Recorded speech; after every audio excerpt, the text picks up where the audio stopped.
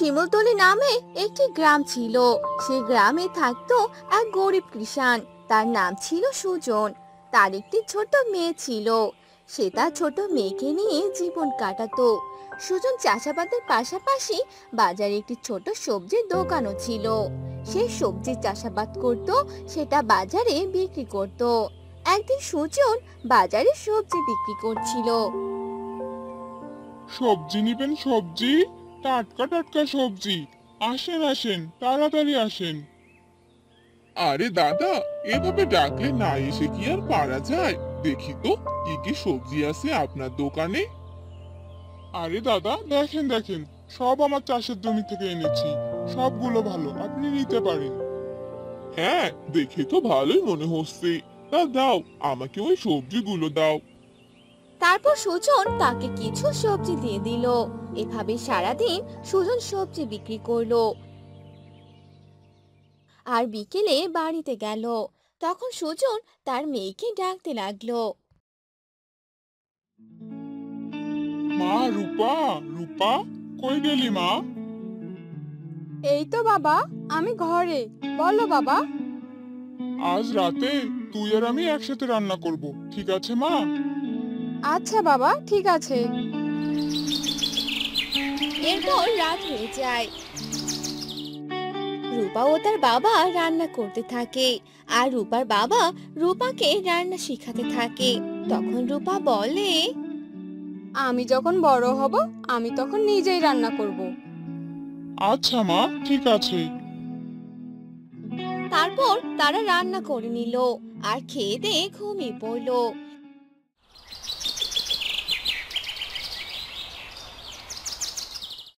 একদিন সকালবেলা করিম সুজনের জমির পাশ দিয়েই যাচ্ছিল। আরে, সুজনের এই টমেটো বেগুনের চাষ তো বেশ ভালোই হয়েছে, কিন্তু আমার জমিনে হাল কেন? সবকিছু পচে পচে যাচ্ছে। এসব বলে করিম বাড়িতে চলে গেল। কিছুদিন পর সুজন সেই সবজিগুলো তুলতে জমিতে গেল। তখন সেখানে আবারও করিম চলে এলো আর বলল, আরে সুজন দাদা যে, এত তাড়াতাড়ি সবজিগুলো কেন তুলছো? আর এখন তো সবজির দাম কমেছে। শুনলাম কিছুদিন গেলে সবজির দাম নাকি অনেক বাড়বে। এখন সবজিগুলো না তোলাই ভালো। আর কয়দিন রেখে দিলে যদি পচে যায়, তখন তো আমার অনেক লস হয়ে যাবে। আরে, কি যে বলো দাদা, গাছে থাকলে সবজি পচবে না। আমার কথাটা শোনো, কাজে লাগবে। এরপর করিম সেখান থেকে চলে গেল আর সুজন সবজি তোলা বন্ধ করে দিল আর বাড়িতে চলে গেল। এভাবেই অনেকদিন চলে গেল।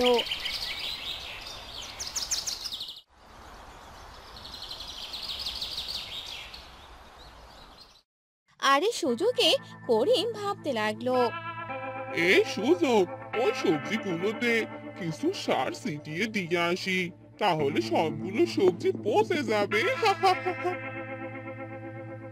এই বলে করিম সুজনের সবজিগুলোতে সার ছিটিয়ে দিয়ে সেখান থেকে চলে গেল।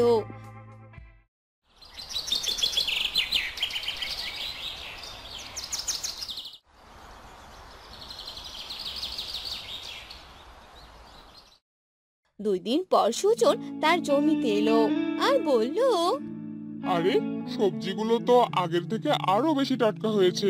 করিম দাদার কথাই ঠিক ছিল। সবজিগুলো পচে না গিয়ে সেই সারের বিষ সবজিগুলোতে প্রবেশ করে আর এর ফলে সবজিগুলোকে অনেক টাটকা দেখায়। তারপর সুজন সেসব সবজি উঠায়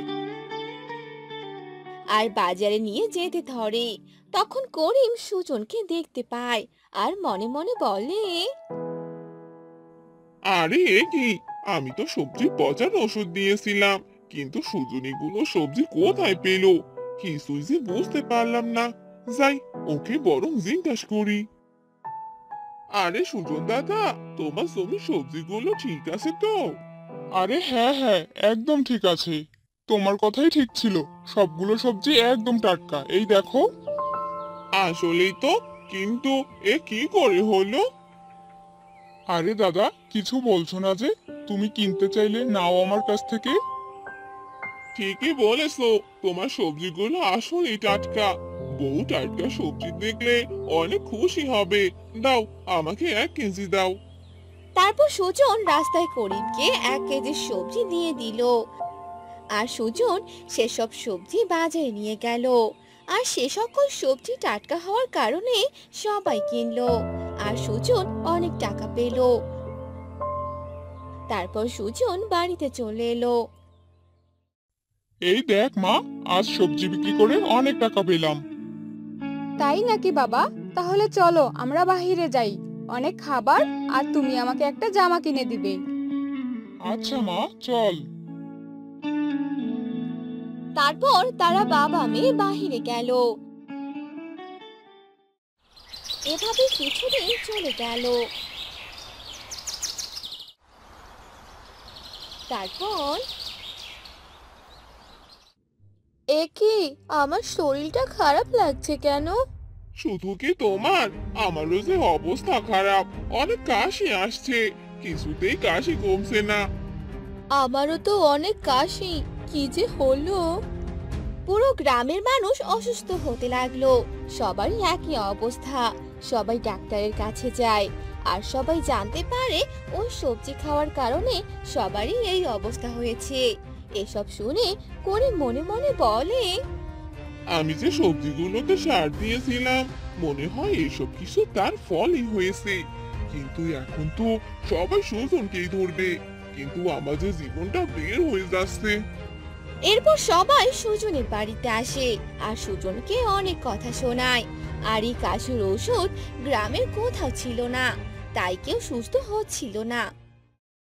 তখন রূপা তার বাবাকে বলল, কি হয়েছে বাবা? সবাই তোমাকে এত কথা শুনিয়ে গেল কেন? কি করেছো তুমি? আমি তো কিছুই করিনি মা, সবাই বলছে সবজিতে এক বিষ ছিল, যার ফলে সবাই অসুস্থ হয়ে গেছে। আর আমি যদি সবাইকে সুস্থ করতে না পারি, তাহলে এরা আমাদের গ্রাম থেকে তাড়িয়ে দিবে। তুমি কোনো চিন্তা করো না বাবা, সব ঠিক হয়ে যাবে। রূপা অনেক ভাবে কিভাবে সব মানুষকে সে সুস্থ করবে। এই ভেবে ভেবে রাত হয়ে যায়।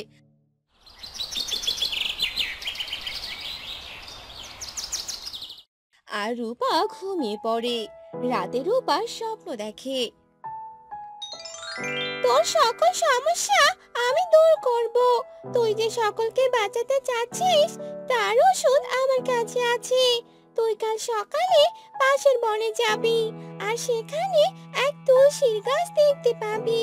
সেই গাছের পাতার রস সবাইকে খাওয়ালেই সবাই সুস্থ হয়ে যাবে।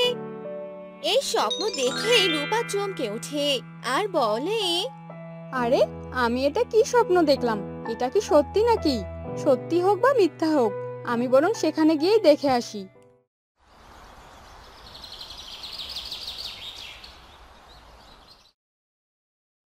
তারপর রূপা সকালবেলা সেই বনে যেতে লাগলো। আর সে তুলসী গাছ দেখতে পেল। আরে ওই তো, এই গাছটাই তো। তারপর রূপা সেই গাছ নিয়ে চলে এলো আর তার বাবাকে সব কথা খুলে বলল। তাহলে মা, এগুলোর রস করে সবাইকে বরং দিয়ে আসি। তারপর রূপা ও তার বাবা সেই তুলসী পাতার রস করলো আর সেইগুলো রস সবাইকে দিল। আর সবাই খেলো। কিছুদিন পর সবাই সুস্থ হয়ে গেল। দেখেছো বাবা, আমাদের এখন কেউ এই গ্রাম থেকে চলে যেতে বলবে না। এখন সবাই সুস্থ। তুলসীর গাছ আমাদের অনেক বড় উপকার করলো। হ্যাঁ রে মা, তুই একদম ঠিক কথাই বলেছিস। আর এই গাছটা উঠোনে লাগিয়ে দিস, অনেক উপকারে আসতে পারে।